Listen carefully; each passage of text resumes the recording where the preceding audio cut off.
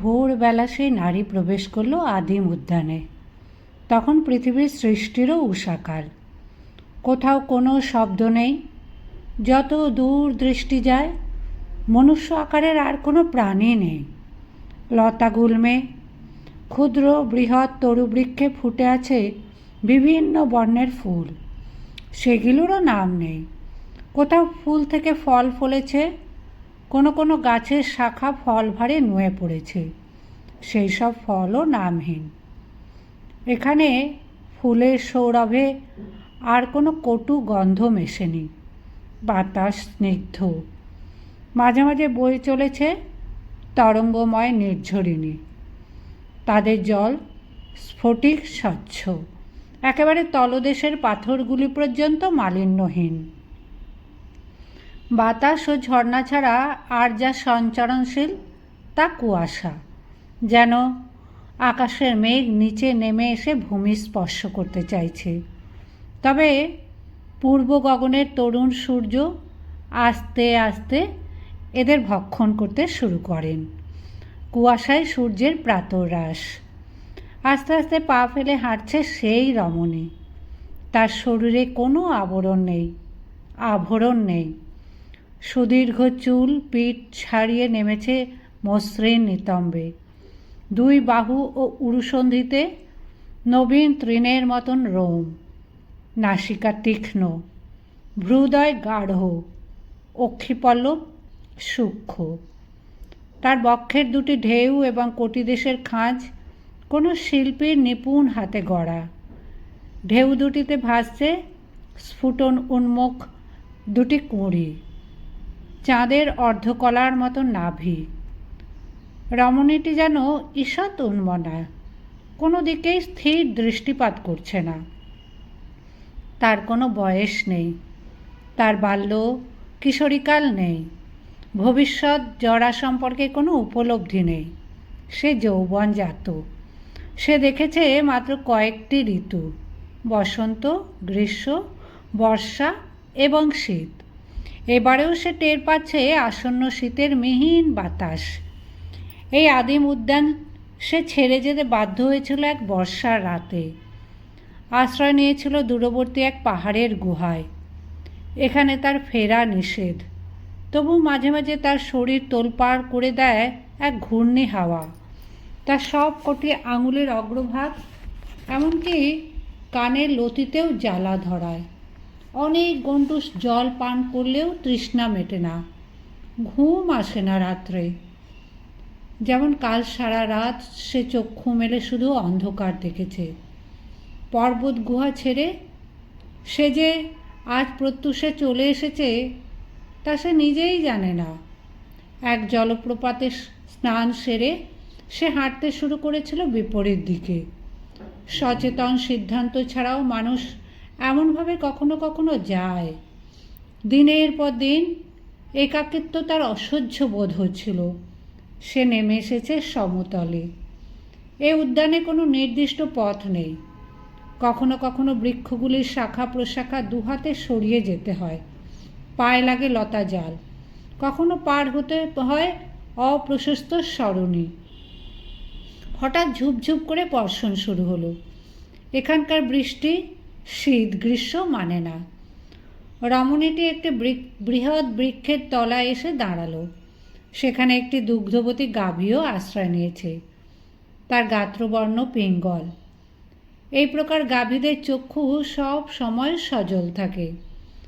সে গাভীটির গলকম্বল স্পর্শ করে স্নেহ জানাতেই গাভীটি সন্তোষজনক শব্দ করল, অর্থাৎ সেই নারীকে চিনতে পেরেছে। কয়েক বিন্দু দুগ্ধক্ষরণ হলো তার বাঁধ থেকে। সে এবার অনুভব করল অনেক গাছপালাও যেন তার উপস্থিতি সম্পর্কে সচেতন। নানা রকম অদৃশ্য তরঙ্গ লাগছে তার শরীরে। সে সহাস্যে বলল, কেমন আছো তোমরা সকলে? আমি এসেছি বলে খুশি হয়েছ তো? হাসিটি সত্য, কথাগুলি অনুচ্চারিত। এখনও মনুষ্য ভাষার সৃষ্টি হয়নি। এই রমণী হাসতে পারে, সশব্দে কাঁদতে পারে, কণ্ঠ দিয়ে কখনো দু একটি সুর ধ্বনিত হয়, কিন্তু অর্থবহ কোনো শব্দ সে জানে না। ভাষা নেই, কিন্তু ভাব তো আছে। তাই অনেক কথা হয় অনেকের সঙ্গে, নিঃশব্দে, মনে মনে। তার নিঃশব্দ প্রশ্নের উত্তর সে নানা দিক থেকে যেন তরঙ্গে তরঙ্গে ধ্বনিত হলো। অনেক দিন পরে এলে, তোমাকে দেখে খুশি হয়েছে অবশ্যই। তুমি আরও সুন্দর হয়েছ। একটি গাছ থেকে একটি বর্তুল গড়নের পাকা ফল এই মুহূর্তে খসে পড়ল মাটিতে। এটাও যেন ভাষা, গাছটি স্বাগতম জানাচ্ছে তাকে। যুবতীটির মন ভার ছিল। গত রাতে তার বুক ভরা ছিল কান্নায়। এখন সে অনেক স্বচ্ছন্দ বোধ করল। বৃষ্টি থেমে গেছে। সে ফলটি তুলে নিয়ে গিয়ে বসল এক ঝর্ণার ধারে পাথরের পৈঠায়। সারা আকাশ জুড়ে রামধনু ফুটে উঠেছে। সে এখন যে পাহাড়ের গুহায় থাকে, সেখান থেকে কোনোদিনই রামধনু দেখা যায় না। এখন পরিচিত রামধনুকে দেখেও সে প্রশ্ন করল, কেমন আছো? রামধনু উত্তর দিল কিনা তা বোঝা গেল না।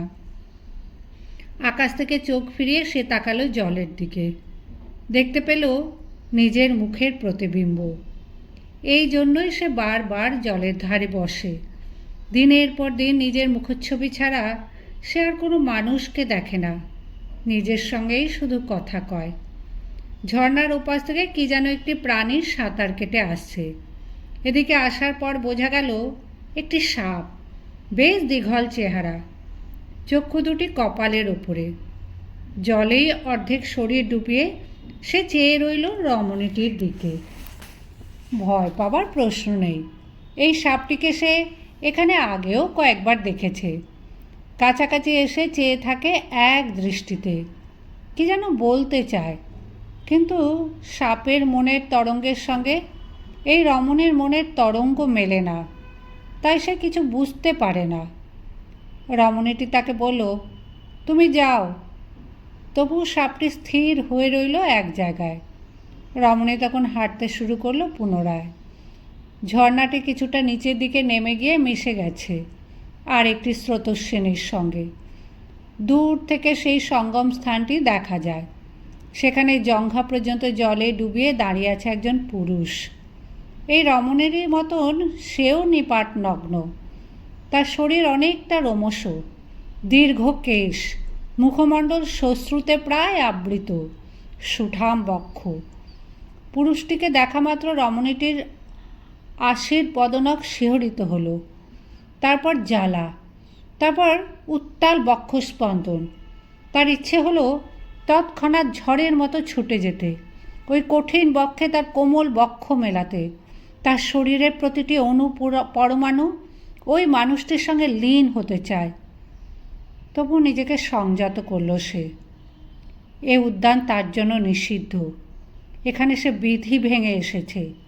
যদি ওই পুরুষ তাকে প্রত্যাখ্যান করে, যদি আরও কঠিন হয়ে উঠে তাকে দূরে ঠেলে দেয়, এখানে অলক্ষ্যে কোথায় আছে সৃষ্টিকর্তার 3 প্রহরী, যদি পুরুষটি তাদের ডাকে? সে আপন মনে বলল, হে সখা, তুমিও তো নিঃসঙ্গ। আমরা বিবাদ করেছি, তবু তো আমি দূরে সরে থাকতে পারি না। তোমারে কি মন উচাটন হয় না? তুমি তো কখনো এই উদ্যান থেকে বেরিয়ে পর্বত গুহায় আমার সন্ধানে যাওনি। তুমি কি এখনও ক্রোধ পুষে রেখেছ? শরীর চাইছে ধেয়ে যেতে, মন টেনে ধরছে রাস। রমণীটি এক স্থানে স্থির, অথচ দোদুল্যমান। আকাশে রামধনুটি এখনো মিলিয়ে যায়নি। প্রকৃতিতে চলেছে সুন্দরের কত রকম খেলা, বাতাসে মুগ্ধতার আবেশ। তবু ওই পুরুষটিকে দেখার পর রমণীটির আর কোনো দিকে মন গেল না। নিদারুণ তৃষ্ণার্তের মতন সে এক দৃষ্টিতে চেয়ে রইল পুরুষটির দিকে।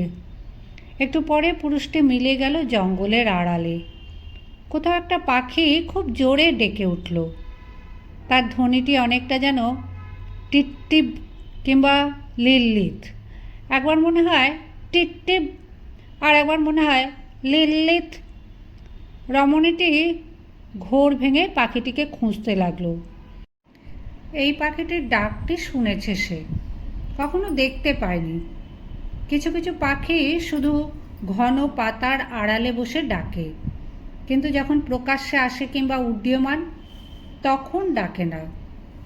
রমণীটি ব্যাকুলভাবে বলল, ওরে পাখি, আরও জোরে ডাক, নিচের দিকে নেমে যা। আমার পুরুষ যেন এই ডাক শুনতে পায়, তাহলে হয়তো আমার কথা তার মনে পড়বে। এই পাখির ডাক থেকেই রমণীটির নাম লিলিথ। সৃষ্টিকর্তা প্রথম যে মানব সৃষ্টি করেন সে পুরুষ। জল মৃত্তিকার মতন প্রকৃতির উপাদান দিয়েই সে গড়া। প্রাণ প্রতিষ্ঠার পর মুগ্ধ দৃষ্টিতে তার দিকে কিছুক্ষণ তাকিয়ে থেকে তিনি বললেন, তোমার নাম দিলাম আদম, পরে তুমি বহু নামে পরিচিত হবে। তুমি স্বচ্ছন্দে এই স্বর্গোদ্যানে বিচরণ করো। কিছুদিন পরেই তিনি বুঝতে পারলেন তিনি একটা গভীর ভুল করেছেন। তিনি প্রথম মানুষটি গড়েছেন অনেকটা নিজের শরীরের আদলে, কিন্তু তিনি তো নারীও নন, পুরুষও নন। তার তো এক থেকে বহু হবার প্রয়োজন নেই। তিনি অদ্বিতীয়, তিনি এলোহিম। কিন্তু মানুষটিকে তিনি পুরুষ লিঙ্গ দিয়েছেন। সবিরাম বিপরীত লিঙ্গের একজনকে চাইবে। তার অন্যান্য সব সৃষ্টি তো এক থেকে বহু হয়। আদমের উপভোগের সব উপাদানই আছে এই কারণে, তবু প্রায়শই সে নিরানন্দ থাকে। কারণটা সে নিজেই জানে না, কিন্তু দূর থেকে তাকে লক্ষ্য করে তার স্রষ্টা বোঝেন। তার শ্রেষ্ঠ কীর্তির মনোবেদনা দেখে তিনি ব্যথিত হন নিজেও। আবার একদিন সময় করে তিনি শিল্পকার্যে মন দিলেন। প্রকৃতির সব কিছু সৌন্দর্য থেকে ছেনে ছেনে তিনি গড়ে তুললেন এক তিলোত্তমা মূর্তি। পুরুষের তুলনায় এর সব কিছুই কোমল, এমনকি হাতের আঙুলের লীলায়িত ভঙ্গি পর্যন্ত।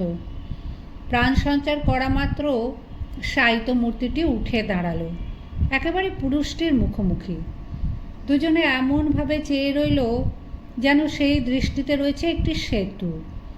আর তখনই শোনা গেল সেই পাখিটির ডাক, টিপ টিপ লিলিথ। তৃপ্তির হাসি ফুটে উঠল সৃষ্টিকর্তার মুখে। এতদিনে সম্পূর্ণ হলো তার সৃষ্টির কাজ। তিনি এই মানবীকে বললেন, এবার তোমরা এই পৃথিবীকে চালনা করার ভার নাও। আদম, ওই পাখিটির ডাক অনুযায়ী তোমার এই সঙ্গিনীর নাম রাখা হলো লিলিথ। তোমরা পরস্পরের পরিপূরক হও। কখনো কোনো সংকট হলে আমার শরণাপন্ন হয়েও। আমি তোমাদের শব্দ দেব, ভাষা দেব, কিন্তু তা আয়ত্ত করতে তোমাদের সময় লাগবে। ততদিন তোমরা মুখোমুখি দাঁড়ালেই তোমাদের মনের তরঙ্গ বিনিময় হবে। মুখ দিয়ে কিছু উচ্চারণ না করেও তোমরা পরস্পরের সব বাক্য হৃদয়ঙ্গম করতে সক্ষম হবে। সৃষ্টিকর্তা অদৃশ্য হয়ে যেতেই আদম তার সঙ্গিনীকে বলল, এখনও তোমার শরীরে ধুলি লেগে আছে, এসো আমরা অবগাহন করি। তারপর কাটতে লাগলো দিনের পর দিন। দুজনের পরিচয় প্রগাঢ় হলো। অবশ্য শরীর মিলনের চেতনা জাগল না। তারা দুই কুরঙ্গের মতন পাশাপাশি বিচরণ করে, স্নান করে একসঙ্গে, ফলমূল ভাগ করে খায়, শুয়ে থাকে কাছাকাছি। এক মুহূর্তের জন্য বিচ্ছেদ নেই। এমনকি ঘুমের মধ্যেও একবার জেগে উঠে পরস্পরের দিকে তাকিয়ে থাকে। একদিন একটা গাছ থেকে একটি সুপক্ক ফল পাড়তে গেল লিলিথ। আদম বলল, ও ফলটি নিও না। সরল কৌতূহলে লিলিথ জিজ্ঞেস করল, কেন? আদম বলল, কোন ফলটি ভালো আমি তোমায় চিনিয়ে দেব, আমি আহরণ করে দেব তোমার জন্য। লিলিথ সহাস্যে বলল, হে সখা, তুমি দেবে, আমি অঞ্জলি পেতে গ্রহণ করব। আর একদিন এক নতুন জলাশয়ে অবগাহন করতে চাইল লিলিথ। তার এক বাহু চেপে ধরে আদম বলল, ওখানে নেমো না। লিলিথ বিস্মিত হয়ে জানতে চাইল, কী কারণে? আদম বলল, এই সরোবরে কয়েকটি ফুল ভাসছে। এই ফুলগুলি আমি আগে দেখিনি। জলে কেন ফুল ভাসবে? চলো, তোমাকে আমি অন্য নির্মল সলিলে নিয়ে যাব। নতুন সরোবরটিতে আর ওদের অবতরণ করা হলো না। এক অপরাহ্নে আকাশ ধারণ করল রুদ্র রূপ। সূর্য হারিয়ে গেলেন ঘন কালো মেঘের আড়ালে। সেই মেঘও যেন পাথরের মতন কঠিন। পরস্পরের সঙ্গে সংঘর্ষের শব্দ হতে লাগলো প্রচণ্ড, যেন সৃষ্টিকর্তার সঙ্গে স্পর্ধা করছে তার কোনো প্রবল প্রতিপক্ষ, আর সমস্ত সৃষ্টি ধ্বংস করে দেবে। মাঝে মাঝে যেন সূর্যের চেয়েও তেজি বিদ্যুৎ চমক। আগে একবার আকাশে এরকম রণহুঙ্কারের সময় সৃষ্টিকর্তা আদমকে দর্শন দিয়ে অভয় জানিয়েছিলেন। আদম তাই জানে, আকাশে যতই তর্জন গর্জন হোক এক সময় থেমে যাবে। লিলিত দেখেনি আকাশের এই রূপ। কোনো অজানা আশঙ্কায় কম্পিত হচ্ছিল তার বুক। তারপর শুরু হলো ঝড়। তার এমনই শক্তি এবং তীব্র বেগ যে বহু বৃক্ষের শাখা ভেঙে পড়তে লাগলো। কোনো কোনো বৃক্ষ সমূলে উৎপাটিত হয়ে চলে গেল সুদূরে। এরকম সময় পাহাড়ের গুহা তবু নিরাপদ। ওরা দুজনে বসে রইল একটি প্রায় শুষ্ক নদীর খাতে। তার একদিকটা প্রাচীরের মতন। ওপর দিয়ে অনেক কিছু উড়ে গেলেও তাদের গায়ে লাগে না। ঝড়ের পর এলো বর্ষণ। প্রস্তর মেঘ এখন দ্রব। আকাশ যেন এখন এক হ্রদ একসঙ্গে নেমে আসছে মাটিতে। নদীর খাতে ওরা দুজন কিছুটা আশ্রয় পেয়েছে বটে, কিন্তু কিছুক্ষণ ধারাপাতের পর ওদের শৈত্য বোধ হলো। পাথরে হেলান দিয়ে বসেছিল পাশাপাশি। একসময় আদম বলল, লিলিত, তুমি কাঁপছ? তুমি শুয়ে পড়ো, আমি তোমাকে আচ্ছাদিত করে থাকবো। পরম যত্নে সেই পুরুষ তার সঙ্গিনীকে শীতের বাতাস এবং বৃষ্টির ছাঁট থেকে রক্ষা করার জন্য সর্বাঙ্গ আবৃত করে রইল। বুকে বুক, মুখে মুখ, হাতে হাত, উড়ুতে উড়ু। একটু পরেই মিলিয়ে গেল শীতবোধ। এককভাবে সমস্ত নারী ও পুরুষেরই শরীরের শীত আশ্রয় নিতে পারে, কিন্তু দুজনে আলিঙ্গনাবদ্ধ হলে শীত পলায়ন করে। তখন সেই দুই শরীরের দখল নেয় উষ্ণতা। ওদের এই অভিজ্ঞতাই ছিল না। দুজনেই বিস্মিত হয়ে পরস্পরের নাম ধরে ডেকে উঠল, আদম, লিলিত। উষ্ণতা ক্রমশ সঞ্চারিত হতে লাগলো শরীরের প্রতিটি রন্ধ্রে রন্ধ্রে। আগুনের মতন এতে দহন নেই, আছে পরস্পরের মধ্যে মিলিয়ে যাবার জন্য আশ্লেষ। একসময় আদম অনুপ্রবেশ করল লিলিথের গভীরে। স্বয়ং প্রকৃতি তাদের নির্দেশ দিতে লাগলেন। মনুষ্য জীবনে যে এত সুখও আছে তা জানত না দুজনের কেউই। একসময় এই মিলন খেলা সাঙ্গ হবার পর শ্রান্তভাবে পাশাপাশি শুয়ে রইল এই নারী ও পুরুষ। অবিলম্বেই ঘুম এসে গেল। এরপর কয়েকটি দিন সকাল নেই, দুপুর নেই, সন্ধ্যা নেই, রাত্রি নেই, যে কোনো সময় যে কোনো স্থানে ওরা মেতে উঠতে লাগলো এই মিলন খেলায়। সমস্ত পশু পক্ষী, বৃক্ষলতা, কীট পতঙ্গের মধ্যেও যে অনবরত এই মিলন খেলা চলছে তা আগে ওরা লক্ষ্যই করেনি। এবার সকৌতুকে ওদের লক্ষ্য করতে লাগলো প্রাণীকুল। দিন কেটে যাচ্ছে এক রোমাঞ্চকর উন্মাদনায়। এখন বৃষ্টি, রৌদ্র, ঝড়, বিদ্যুৎ সবই বেশি বেশি ভালো লাগে। সময় বড় মোহময়। একদিন সেই নদীর খাতে, যেখানে নরম তৃণভূমিতে ওরা এখন একটি শয্যা নির্মাণ করেছে, আদম লিলিতের হাত ধরে মিলনের আহ্বান জানালো। লিলিত আদমের বুকে মুখ ঘষতে ঘষতে বলল, সখা, অনেকবার আমরা মিলন সুখ পেয়েছি। আমি নিচে, তুমি ওপরে। আজ আমরা বিপরীত বিহার করি না কেন? তুমি আগে শয়ন করো। আদম বিস্মিতভাবে বলল, আমি নিচে থাকবো কেন? লিলিত বলল, দেখি না কেমন লাগে। আদম বলল, না, তা হয় না। লিলিত চপলভাবে বলল, কেন হবে না? এসো না, পরীক্ষা করে দেখি। আদম বলল, তা হয় না লিলিত। প্রথমবার আমরা যেমনভাবে শুরু করেছি সেটাই প্রকৃতির নির্দেশ। পুরুষের ইচ্ছাটাই নারীর মান্য, নারীর ওপরে পুরুষ। এবার লিলিতের বিস্ময়ের পালা। ভুরু উত্তোলন করে বলল, প্রকৃতিকে? তিনি আমায় কেন নির্দেশ দেননি? আদম বলল, প্রকৃতি আমাদের সৃষ্টিকর্তারই এক প্রতিনিধি। লিলিত বলল, কিন্তু সৃষ্টিকর্তা যে আমাদের বলে গেলেন আমরা পরস্পরের পরিপূরক। আদম বলল, অবশ্যই, ক্ষুদ্র ও বৃহতেও তো পরিপূরক হয়, দুর্বল এবং সবলে। আমি তোমাকে সর্বসময় রক্ষা করব, তুমি আমায় মাধুর্য দেবে, এইভাবে আমরা পরিপূরক। লিলিথ বলল, একেবারে সমানে সমানে পরিপূরক কি আমরা হতে পারি না? আদম কিছু না বলে শুধু হাসল। লিলিথ আবার বলল, একদিন আমি আগে অবগাহনে নেমে তোমাকে ডাকি, আবার কোনোদিন তুমি আগে ঝাঁপ দাও, এও তো সেরকম। আদম বলল, অবুঝ হয়েও না সখী, এও সেরকম নয়, পুরুষের ওপরে নারীকে যেতে নেই। এসো, আমি উত্তপ্ত হয়েছি। কেন যেন লিলিতের মনটা বিষাদাচ্ছন্ন হয়ে গেল। সে আদমের বক্ষে থেকেও তাপ বোধ করল না। সে উঠে গিয়ে নদীতে নামল। একা দাঁড়িয়ে রইল কটিতট নিমগ্ন জলে। পরদিন আদম আবার তাকে আহ্বান জানালো। আজও লিলিতের সেই একই শর্ত, সে ওপরে থাকবে। আদম তাকে অনেক বোঝাবার চেষ্টা করল, কিন্তু এই কোমলাঙ্গী তরুণীটি যে এমন কঠিন প্রতিজ্ঞ হতে পারে তা কল্পনাই করা যায়নি। লিলিত বলল, আমরা সারা দিনক্ষণ সব কিছু একসঙ্গে করি, তবু কেন আমরা দুজনে সমান হতে পারবো না তা বুঝিয়ে দাও। আমি লক্ষ্য করছি, আমি কোনো গাছের ফল খাবো, কোন সরোবরে স্নান করব, সে ব্যাপারেও তুমি আমাকে নির্দেশ দিতে চাও। আমার বোধ বুদ্ধি তোমার তুলনায় কিসে কম? সরোবরে কয়েকটা ফুল ভাসলে সে সরোবর কেন অস্পৃশ্য হবে?